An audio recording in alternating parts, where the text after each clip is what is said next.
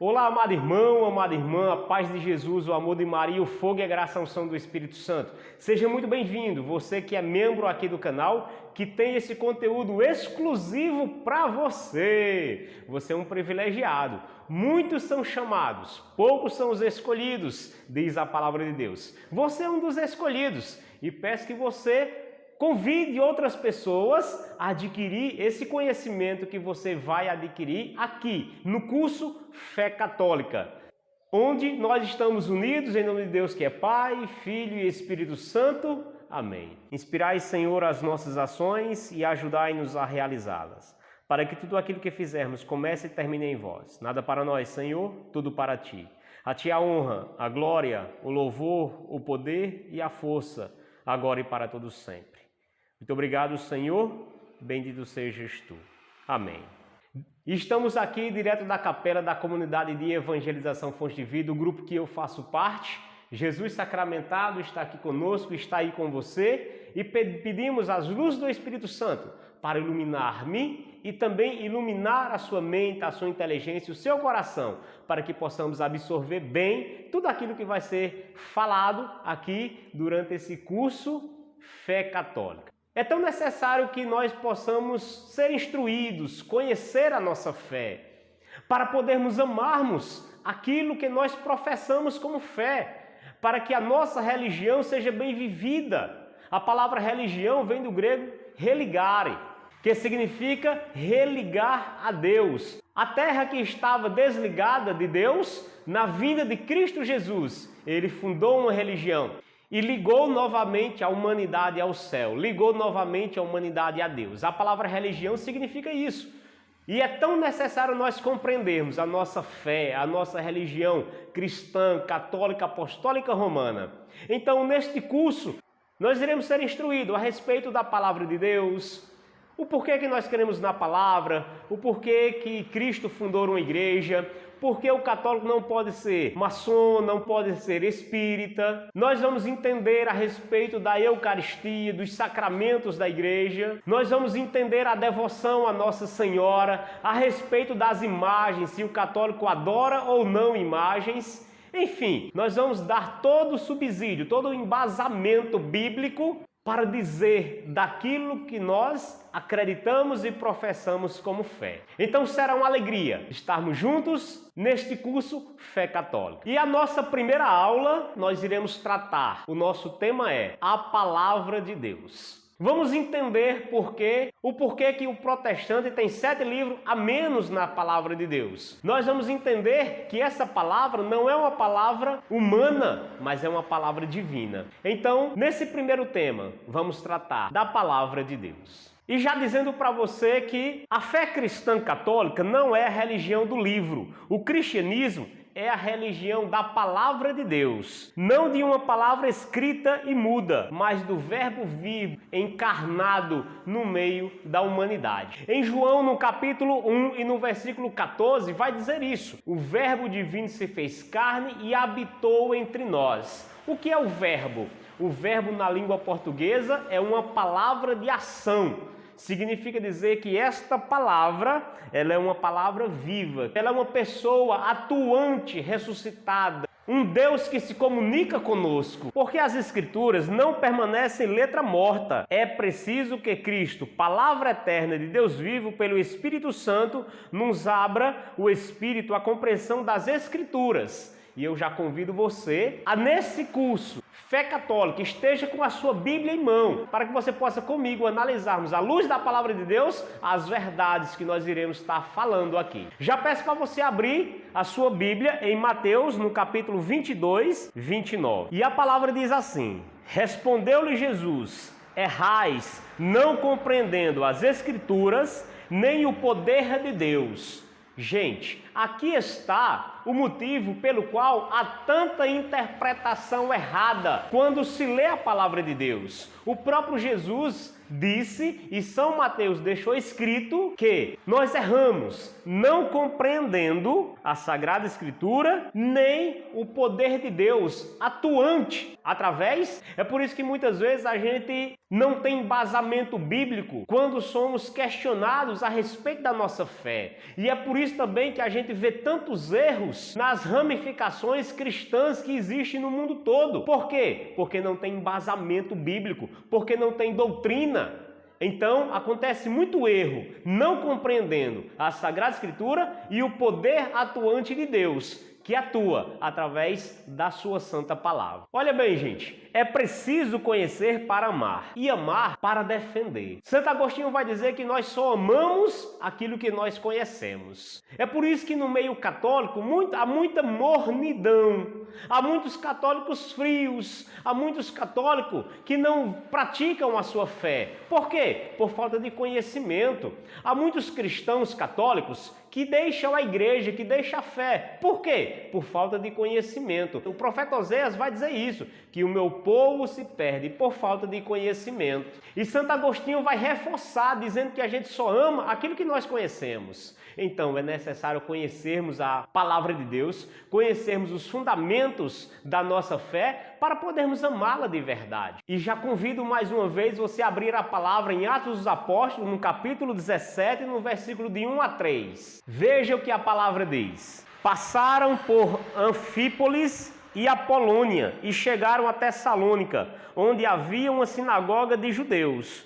Paulo dirigiu-se a eles, segundo o seu costume, e por 3 sábados disputou com eles, explicava e demonstrava a base das Escrituras, que era necessário que Cristo padecesse e ressurgisse dos mortos. E este Cristo é Jesus, que eu vos anuncio. Palavra do Senhor, graças a Deus. Veja, gente, Tessalônica era uma cidade lá do Oriente Médio que fica próximo a Atenas, na Grécia. Então, Paulo, quando ele chega em Tessalônica, ele encontra um povo que vai questioná-lo a respeito dos seus ensinamentos. E ele conseguia disputar. E aqui disputa não é discussão, não é briga, não. Aqui é a questão da persuasão. Paulo conseguia explicar a base das Escrituras que aquele Cristo que ele estava anunciando era o cumprimento da Sagrada Escritura do Antigo Testamento. Então, por muitos sábados,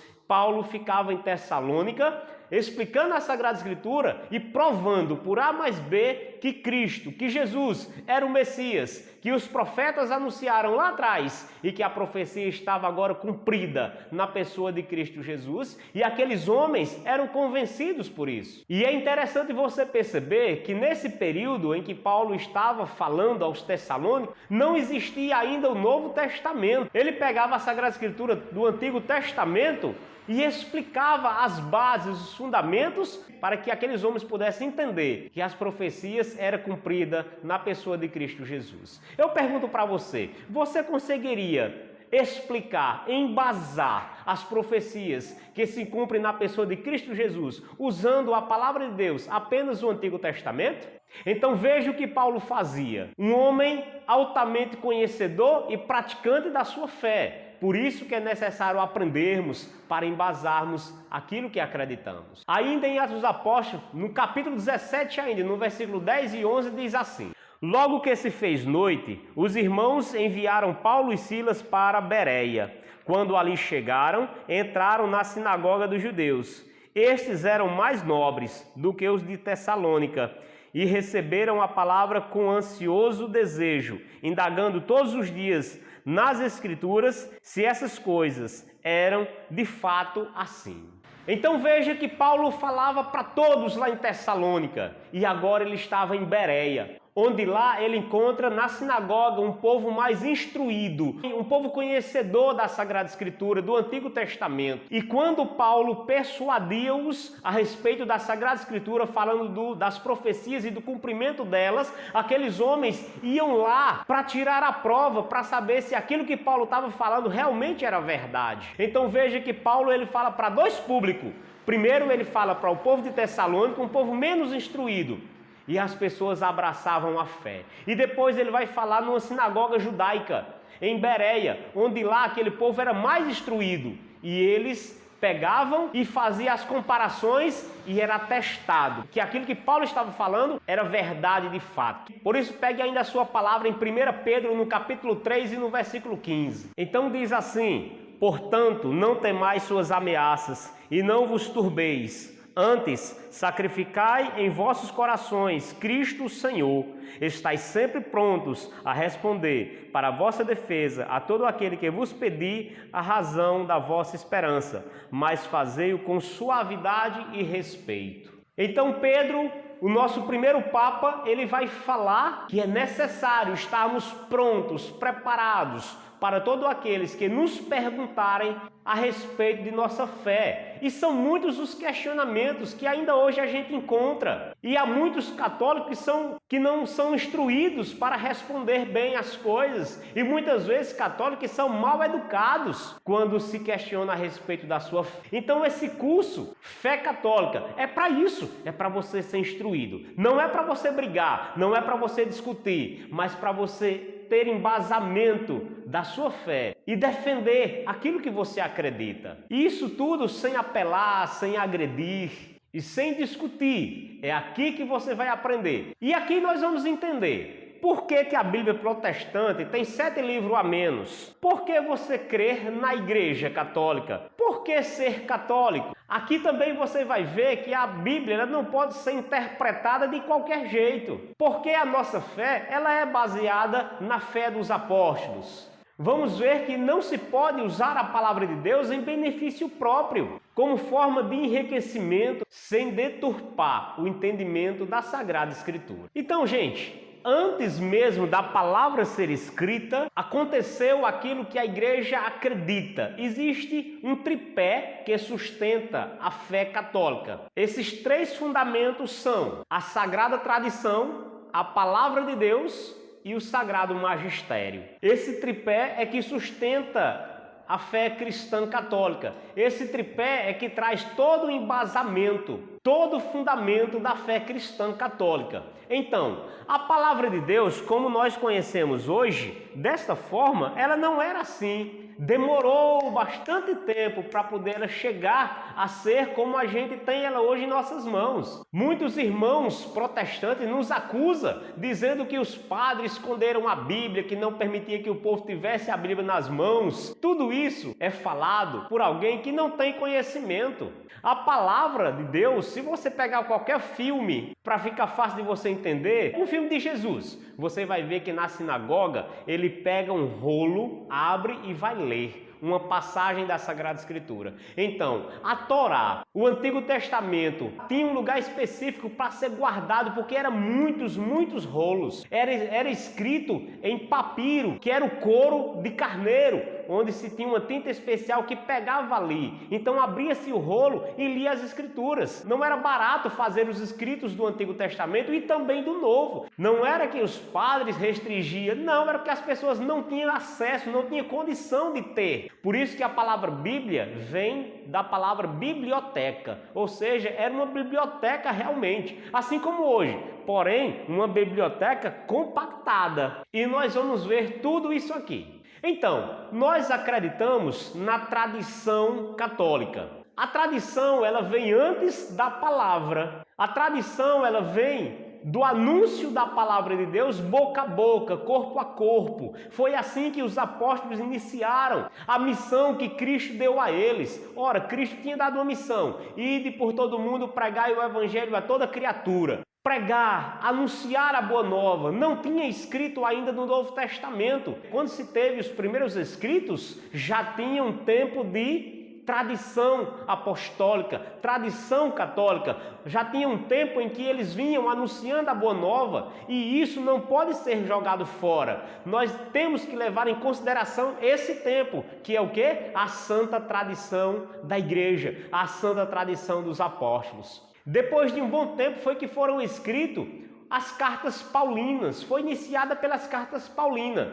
Logo depois de um bom tempo foi escrito os evangelhos, perto do ano 100 da era cristã, e também o livro do Apocalipse de São João. Por isso que o católico, antes de crer na Bíblia, ele crê na igreja. Por quê? Porque a igreja iniciou antes que a Sagrada Escritura fosse escrita a partir do Novo Testamento, pois o Antigo Testamento já tinha. A igreja, o anúncio iniciou-se e ainda não tinha nenhum escrito do Novo Testamento. Por isso que nós, cristãos, católicos, temos por base primeira a igreja. Depois foi que a igreja trouxe a Sagrada Escritura, trouxe o Novo Testamento. E nós vamos ver isso. Foi a igreja, foi ela que escreveu e escolheu os livros do Novo Testamento, os 27 livros do Novo Testamento. E eu convido você mais uma vez a abrir a Sagrada Escritura em 1 Tessalonicenses, no capítulo 2 e no versículo 13, que vai dizer assim: por isso é que também nós não cessamos de dar graças a Deus, porque recebestes a palavra de Deus, que de nós ouvistes e acolhestes, não como palavra de homens, mas como aquilo que realmente é, como palavra de Deus, que age eficazmente em vós, os fiéis. Veja, Paulo vai exaltar a sagrada tradição. Paulo vai falar à comunidade de Tessalônica, dando graças a Deus, porque eles acolheram a fé pelo ouvir da palavra, pois a palavra escrita ainda não existia. Então preste bastante atenção, mais uma vez ler para você. Por isso é que também nós não cessamos de dar graças a Deus, porque recebestes a palavra de Deus, que de nós ouviste. O que é isso? A sagrada tradição. As pessoas ouviram primeiro e a acolheram, não como palavra de homens, mas como aquilo que realmente é, palavra de Deus. Então, apesar da Sagrada Escritura ter sido escrita por homens, mas aqui não foi inspirada por homens. A inspiração veio direto de Deus. Aqui cai por terra aquele questionamento que algumas pessoas dizem: não, mas a palavra de Deus foi escrita por homens. É verdade, Deus não escreveu a palavra propriamente dito, mas ele se utilizou de homens, de pessoas que inspirou, que iluminou para poder estar escrevendo. Portanto, aqui não é uma palavra de homem. A inspiração, a ideia não foi de um homem. A inspiração, a ideia veio do próprio Deus, que instruiu, que inspirou aquele homem e pôde estar trazendo por escrito, colocando para que nós a tivéssemos hoje em nossas mãos. Um dia um pregador, ele foi convidado a fazer uma pregação num presídio e ele se preparou bem para aquele dia, para aquele momento, preparou o tema que ele foi pregar lá. Só que aí a hora que ele chegou lá no presídio foi muito bem recebido e ele chegou mesmo na hora em que era a recreação, era o banho de sol dos presos. E quando ele chegou, tinha uns camaradas lá que estavam jogando bola numa quadra. E aí, quando ele chegou, os presos que estavam lá não deram atenção a ele. De repente, ele chega, pega a bola, bota debaixo do braço, do outro lado já estava a Bíblia. E aí, aquele camarada diz: gente, por favor, só um minutinho da atenção de vocês. Neste momento, todos os presos olharam ali para ele. E ele pensou consigo mesmo: vou morrer. Chegou o dia de eu morrer. Eu vou ser mártir da fé. E de repente, um grande homem forte que estava preso ali foi se dirigindo em direção a ele. E ele pensou consigo mesmo: é agora que eu vou morrer. E quando o homem chegou perto dele, ele pegou a Bíblia que estava debaixo do braço dele, levantou-a e disse: atenção todos vocês, preste atenção no que eu vou dizer aqui. Este homem, ele veio com a palavra de Deus para falar a nós. Este livro, ele é fechado, ele é um livro comum, um livro qualquer. Mas quando esse livro se abre, é Deus que se comunica conosco. Então aquele homem, ele exercia um poder de liderança dentro daquele presídio. Todos escutaram ele, fizeram silêncio e escutaram aquele pregador, que trazia o anúncio da palavra de Deus.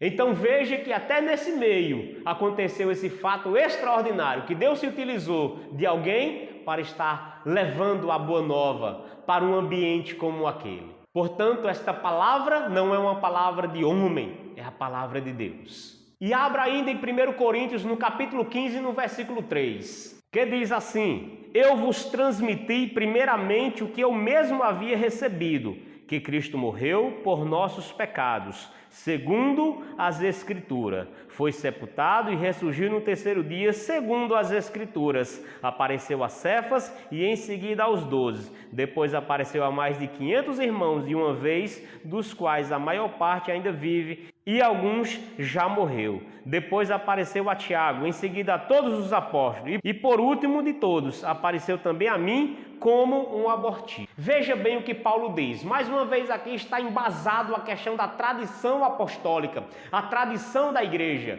onde Paulo vai dizer: eu vos transmiti primeiramente o que eu mesmo havia recebido. Paulo recebeu o anúncio do evangelho através dos apóstolos, e a partir dali Paulo passou a crer e começou também a anunciar, começou a transmitir aquilo que ele aprendeu e passando para os demais. E Paulo foi responsável de evangelizar quase que um continente. E você vai ver que Paulo ele vai basicamente trazer aqui alguns subsídios da fé católica, da fé que nós professamos, do credo. Então, fica aqui certo que a tradição católica é algo a ser considerado demais, é algo que sustenta o embasamento da nossa fé. E este é o primeiro relato da ressurreição de Cristo. Neste tempo só tinha as cartas de São Paulo aos Tessalonicenses e a carta aos Coríntios. Os evangelhos ainda não tinham sido escritos, porém, é importante notar que a igreja, nesse período, já existia. Por isso que nós acreditamos na igreja primeiro, porque ela vai nos ensinar a crer na Sagrada Escritura. A igreja já anunciava a boa nova. Aquilo que Jesus disse em Marcos, no capítulo 16, no versículo 15. Ide por todo mundo pregai o evangelho a toda criatura. Não foi necessário primeiro escrever a palavra de Deus, o Novo Testamento. Não, eles já saíram ali e já foram anunciando a boa nova do reino dos céus. Depois de um bom tempo foi que houve os primeiros escritos. E nós vamos ver aqui. Para escrever o Novo Testamento, durou cerca de 50 anos. E para discernir quais seriam os livros que iriam compor o Novo Testamento, durou 3 séculos. E nesses 3 séculos foram um período de conversa, de debate, de escuta, para poder discernir o que seria no futuro o cânon bíblico. A palavra cânon vem de lei, ou seja, a lei bíblica. Portanto, antes de qualquer escrito, houve primeiro o anúncio. Não tem como saber nada a respeito da vida de Cristo Jesus por escrito antes desse período. Então se conhecia através do anúncio da palavra somente, que é conhecido e chamado como Santa Tradição. Olha bem, Moisés foi o primeiro que se preocupou em escrever os relatos da criação. A história do povo de Deus e as leis, os 5 primeiros livros da Bíblia são chamados Pentateucos, que são ele: Gênesis, Êxodo, Levítico, Números, Deuteronômio. São os primeiros livros da Bíblia, que é conhecido como Pentateuco. Depois vem os 16 livros históricos. Mais à frente, Salomão resolveu juntar os 7 livros sapienciais e em seguida os 18 livros dos profetas. E aqui nós vamos entender como que houve a junção do Antigo para o Novo Testamento e como foi escolhido esses livros para compor o cânon bíblico, para compor a Sagrada Escritura como nós conhecemos hoje. Quando chegou o advento de Cristo, por volta do ano 90, os judeus vendo sendo acrescentados as cartas paulinas aos livros do Antigo Testamento, só que eles, a maioria, não acreditavam em Jesus Cristo como Messias. E na própria Sagrada Escritura vai mostrar isso. O próprio Jesus, ele veio para o povo judeu, mas a maioria deles não acreditaram que Jesus era o Messias. E mesmo quando aconteceu todo o fato da salvação e que Cristo ascendeu ao céu, os apóstolos deram continuidade, uma boa parte dos judeus continuaram não acreditando que Jesus era o Messias. Só que esse povo começaram a ver, por volta do ano 90, os livros sendo acrescentados do Antigo Testamento e havendo uma nova composição a partir de Cristo Jesus. Foi que no ano 90, em Jâmnia, sul da Palestina, esses judeus resolveram não aceitar como livros sagrados e inspirados por Deus os escritos que não foram escritos na língua hebraica, aqueles que foram escritos fora de Israel. Os que foram escritos depois de Esdras e Neemias não foram considerados sagrados. Neste dia foi decidido uma coletânea de livros, canon, que significa lei, restrito patriótico. Então veja que em Jâmnia, no sul da Palestina, esses judeus que não acreditaram que Jesus era o Messias e vendo sendo acrescentado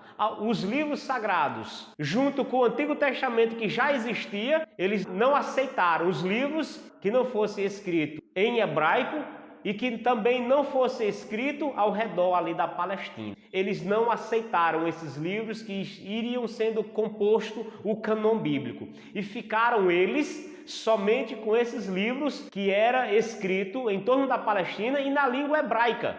E foi conhecido e foi chamado como cânon restrito patriótico. Mas aqui fica uma questão, gente, muito simples de nós podermos entender. Isso é ser paternalista, pois Deus não é um Deus de um povo específico. Não, ele veio para todos. Ele veio como Deus que é, para a salvação da humanidade. Apesar de Jesus ter se encarnado no seio da Virgem Maria, Jesus era judeu e ele veio justamente para o povo escolhido, para o povo de Israel. Mas eles, a maioria deles, não acreditaram, não acolheram. E nós vamos ver que ao longo do anúncio da Boa Nova de Cristo Jesus, por exemplo, Pedro, ele continuou o seu ministério e terminou também o seu ministério com a sua morte só ali em torno de Jerusalém. E Paulo não. Paulo ele foi pregar aos gentios.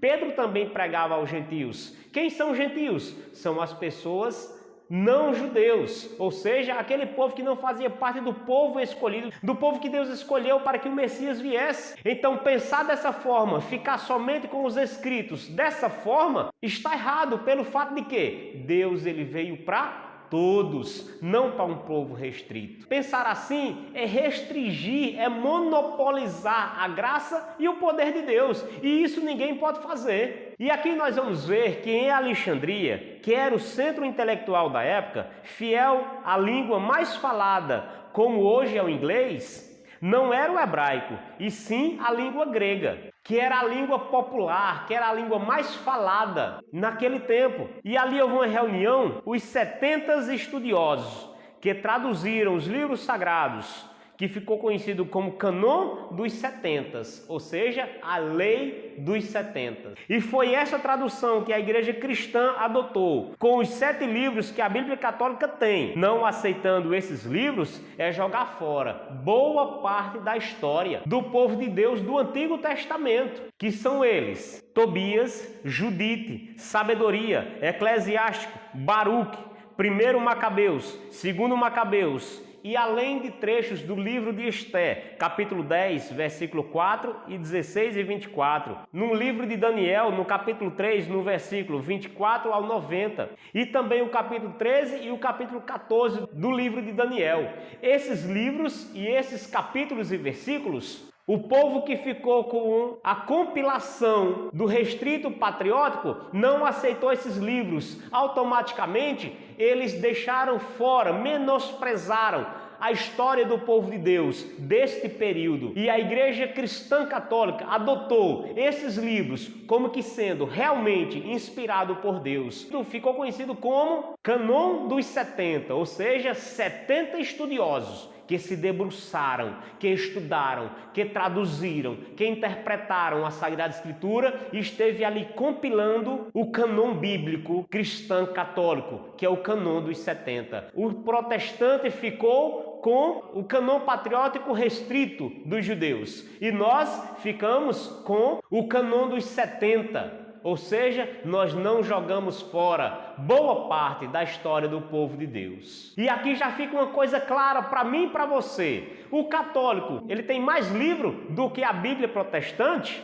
Não, é a Bíblia protestante que tem menos 7 livros. Não é nós que temos mais, não, são eles que têm 7 livros a menos. Olha bem, Quando chegou o ano 333, em Hipona, a igreja pela primeira vez soltou a lista dos 73 livros da Bíblia, diferente da Bíblia judaica. Veja que foi um debate muito longo, cerca de 3 séculos, para decidir isto. Eis aí a diferença da Bíblia católica para a Bíblia protestante. Veja que foi um longo período, gente. Mais de 3 séculos estudando, se debruçando, pedindo a inspiração de Deus. E nós vamos ver como foi decidido que esses livros foram realmente inspirados por Deus. E em 1517, Martinho Lutero era um sacerdote agostiniano. Querendo contestar à igreja a palavra de Deus, ele adotou o cânon restrito, patriótico, tirando assim 1500 anos de Bíblia. Quando Martinho Lutero veio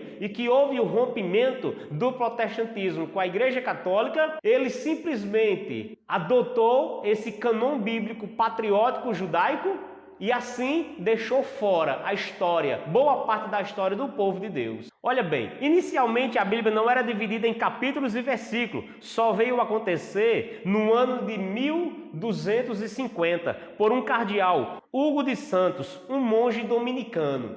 Veja que quando aconteceu o rompimento da igreja com Martinho Lutero, a Bíblia já era traduzida, já tinha capítulos e versículos, e quem foi que fez isso? Um santo da igreja católica, chamado Hugo de Santos, um cardeal, um bispo, cardeal dominicano. Foi ele que fez tudo isso aqui. Ou seja, já pegou tudo preparadinho, tudo mastigadinho. A Bíblia já estava pronta antes do protestantismo. Foi a igreja católica que escolheu. Pegou, assinou, guardou o depósito da fé. Abra sua Bíblia em 2 Timóteo, no capítulo 6 e no versículo 20, que diz assim: Ó Timóteo, guarda o bem que te foi confiado, evita as conversas frívolas e mundanas, assim como as contradições de pretensa ciência. Alguns, por segui-las, se transviaram da fé. Palavra do Senhor. Graças a Deus. Veja a recomendação que Paulo dá a Timóteo: evita as conversas frívolas, evita as discussões, evita os debates, pois se você não tem ainda embasamento para sustentar a sua fé, evite tais coisas, senão você vai ser mais um que vai se desviar. É assim que acontece dentro da igreja católica. O protestante chega, oferece um curso bíblico a ele, aí o coitado não tem embasamento bíblico, não tem entendimento da sua fé e acaba acreditando naquilo que o irmão protestante chega falando para ele. Mas aqui, no curso Fé Católica, você vai aprender junto comigo e convide outras pessoas para fazer o mesmo, para embasarmos a nossa fé. Olha bem, ao contrário do que os protestantes pensam, foi a igreja católica que deu a Bíblia de presente. Ela não caiu do céu. O protestante acha que a Bíblia já caiu do céu de paraquedas, com zíper e tudo. Não, gente, não foi assim. Houve história, houve sacrifício, houve vigília, houve inspiração, houve oração para poder ter essa compilação desses livros da Sagrada Escritura. E quem foi que fez isso? Foi a Igreja Católica, como você está aprendendo aqui. A tradição da qual aqui falamos é a que vem dos apóstolos e transmite o que eles receberam de ensinamentos do exemplo de Jesus e que o receberam por meio do Espírito Santo. Abra a sua Bíblia no Evangelho de São João, no capítulo 14, no versículo 26. Que diz assim: mas o Paráclito, o Espírito Santo, que o Pai enviará em meu nome, ensinar-vos-á todas as coisas e vos recordará tudo o que vos tenho dito. Veja que esta ação do Espírito Santo, Jesus falou para os apóstolos, e que eles era que ia introduzir o anúncio da Boa Nova depois que ele ascendesse ao céu, e era o próprio Espírito Santo que iria recordar eles daquilo que aconteceu e eles iriam transmitir. O que é isso? Sagrada tradição. E o que é isso também? Inspiração divina. Deus que inspirou o homem para estar dando continuidade a missão de Cristo Jesus aqui na terra. Com efeito, a primeira geração de cristão ainda não dispunha do Novo Testamento escrito, e o próprio Novo Testamento atesta o processo da tradição viva. 1 Pedro, capítulo 1, versículo 20 e 21. Abra aí. E diz assim: e que nos últimos tempos foi manifestada por amor de vós. Por ele, tendes fé em Deus, que o ressuscitou dos mortos e glorificou, a fim de que vossa fé e vossa esperança se fixe em Deus. Então veja que Pedro, ele vai instruir, dizer que a nossa fé, a nossa esperança, inspirada por ele, inspirada pelos apóstolos, é fixada, ou seja, é anexada, é pregada em nós pelo próprio Deus. Através da palavra primeira que foi anunciada de forma oral, boca a boca, e foi acontecendo várias conversões. São Paulo aos Romanos, no capítulo 10, versículo 13, vai dizer isso, que a fé vem pela escuta da palavra. Por que Paulo fala isso? Porque ele via que quando os apóstolos falavam, a fé daquelas pessoas era animada e elas passavam a crer em Cristo Jesus. A fé vem pela escuta da palavra. Por isso, amados, a palavra de Deus não é para ser discutida, mas vivida. A Bíblia, que nossos irmãos protestantes, foi um presente da Igreja Católica, como você está vendo aqui. Os autores do Novo Testamento, todos eles são santos para nós. São eles São Mateus, São Marcos, São Lucas, São João, São Tiago, São Judas, São Pedro, São Paulo. E existem outros chamados evangelhos apócrifos, que são escritos encontrados, que causou confusão na cabeça de muitas pessoas. A exemplo do evangelho de Maria Madalena, a exemplo do evangelho de São Judas, de São Tomé e outros tantos. Por exemplo, nos nossos tempos, vez por outra, acontece que uma notícia, foi descoberto um novo evangelho. Não existe, a igreja já sabia disso aí. Tem até um livro e que se transformou em filme chamado Código da Vinci, que nada mais é do que um livro apócrifo Madalena, onde vai dizer que Jesus teve um caso com Maria Madalena e ali teve filho, vai falar da descendência de Jesus. Que absurdo! Jesus não casou e principalmente não teve filho com mulher nenhuma. Então, quem foi que decidiu isso aí? Foi a Igreja Católica, que esses evangelhos, e é tido como evangelho apócrifo, justamente porque ele não se assemelha com os outros evangelhos que foram escritos e que compõem o cânon bíblico. E foi assim que os 4 evangelhos foi decidido, porque eles se assemelham entre si. Os evangelhos, gente, nada mais é do que a biografia de Jesus. E você vai ver que eles se assemelham entre si, diferente dos evangelhos apócrifos, onde eles se contradizem entre si. Por exemplo, que Jesus se casou, que Jesus teve filho, que um Jesus assexuado. Então a igreja, com seus bispos, ou seja, o magistério da igreja, decidiram retirá-los e colocar apenas os 4 que nós conhecemos e se assemelham entre si. Olha bem essa frase protestante: Bíblia sim, igreja não. E aqui eu convido você, vamos pensar somente no Novo Testamento. Existe um consenso, basicamente, do Antigo Testamento, dos livros inspirados, e que foi retirados que, na mente do protestante, não foi inspirado por Deus, mas pelos homens. Mas vamos pegar somente agora o Novo Testamento. Quem foi que escolheu o Novo Testamento? Quem foi que decidiu que esses livros eram inspirados por Deus ou não? Quem foi que decidiu isso? Diante de tudo aquilo que nós já aprendemos aqui nessa primeira aula. Foi a Igreja Católica, gente. Foram os primeiros padres da Igreja Católica. E aqui o questionamento: quem me garante que não são 26 ou 28 livros? Por que são 27? E nós já vimos que foi um período de quase 3 séculos para se decidir e sair. E quem foi que decidiu? A Igreja Católica. Por isso que Santo Agostinho, doutor da Igreja, ele vai dizer assim: eu não acreditaria nos evangelhos se isso não me mandasse a Santa Mãe Igreja. É a Igreja que declarou: é palavra de Deus, é inspirado por Deus, vamos acreditar. Foi o próprio Deus que enviou o Espírito Santo aos apóstolos para pregar, escrever. E é o mesmo Espírito Santo que hoje inspira e confirma os mesmos ensinamentos, os ouvidos e o entendimento dos apóstolos de hoje e leigos fiéis para receber os ensinamentos da Bíblia e da doutrina da Santa Mãe Igreja. Gente, a Santa Mãe Igreja, ela nunca errou e nunca errará com relação à fé e à moral. A igreja nunca teve um ensinamento diferente do que aprendeu desde os primeiros cristãos até hoje. E se por acaso um bispo, um padre, um leigo, um pregador, eu aqui que estou falando para você, se eu falar besteira aqui, eu vou ser impedido de falar. A igreja chama o padre, chama o bispo, se por acaso eles ensinarem algo diferente daquilo que aprendeu dos apóstolos. Então veja que aqui nós temos todo um embasamento e uma obediência à igreja. E essa obediência à igreja por quê? Porque existe aqui um fundamento. E o seu fundador também. E nós vamos ver isso na aula a respeito da igreja fundada por Cristo. Um fato também muito importante é que a Bíblia nasceu, gente, na Santa Missa. Preste atenção, os bispos da época, ou seja, na igreja primitiva, a maioria deles eram analfabetos.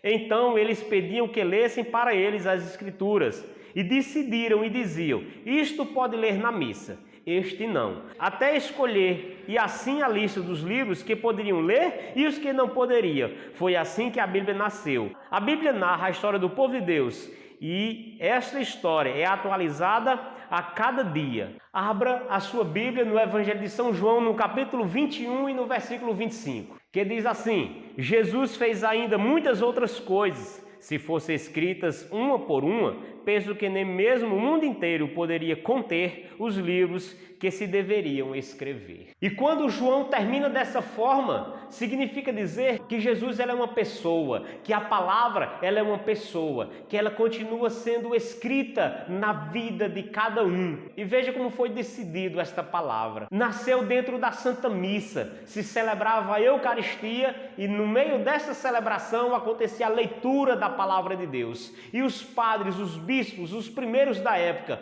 que é conhecido como a patrística, os pais da fé cristã católica, eles foram quem escolheu qual livro iria ser colocado no cânon bíblico, qual os evangelhos que poderia ser lido na missa, qual a palavra que poderia ser lido e os que não poderia ser lido. Foram eles que escolheu. Não foi Martinho Lutero, não foi os irmãos protestantes, foi a Igreja Católica que escolheu. Então aqui não há divergência, o que acontece aqui é fato, prego batido e ponta virada. A palavra de Deus no Novo Testamento foi escrito pelos católicos e foram eles também os que escolheram do Novo Testamento quais seriam os livros que iriam compor da maneira com que nós conhecemos hoje. Então, para os irmãos protestantes, mais uma vez, a Bíblia foi um presente dado aos irmãos protestantes pela Igreja Católica. Ela não caiu de paraquedas, com zíper e tudo, para que eles pudessem, aqui é meu. Não, foi a Igreja Católica que deu de presente. E lá tem verdades, mas as verdades que tem lá no protestantismo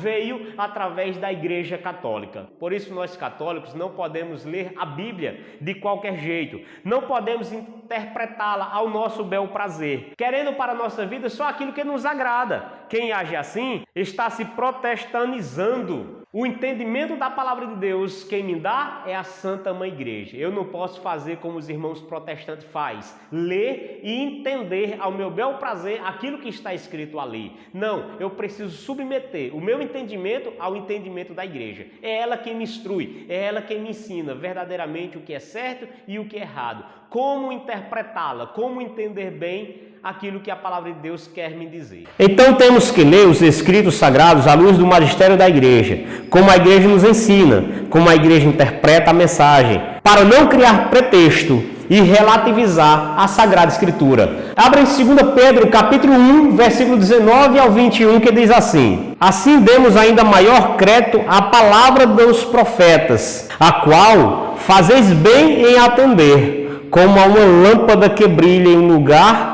tenebroso, até que desaponte o dia e a estrela da manhã se levante em vossos corações. Antes de tudo, sabei que nenhuma profecia da Escritura é de interpretação pessoal, porque jamais uma profecia foi proferida por efeito de uma vontade humana, mas homens inspirados pelo Espírito Santo falaram da parte de Deus. Então, com esta palavra, nós finalizamos a nossa primeira aula, dizendo que nenhuma parte da palavra de Deus ela é de interpretação humana. Eu não posso pegar a Sagrada Escritura e interpretá-la ao meu bel prazer, mas eu preciso submeter-me à Santa Mãe Igreja e perceber o que ela me ensina através de determinados assuntos e ali podemos entender, ser instruído como ela me ensina. Então, nessa primeira aula nós aprendemos a respeito da palavra de Deus, como foi escrita a Bíblia Sagrada, o tempo em que ela foi escrita, quem foi que traduziu, quem foi que dividiu ela em capítulos e versículos.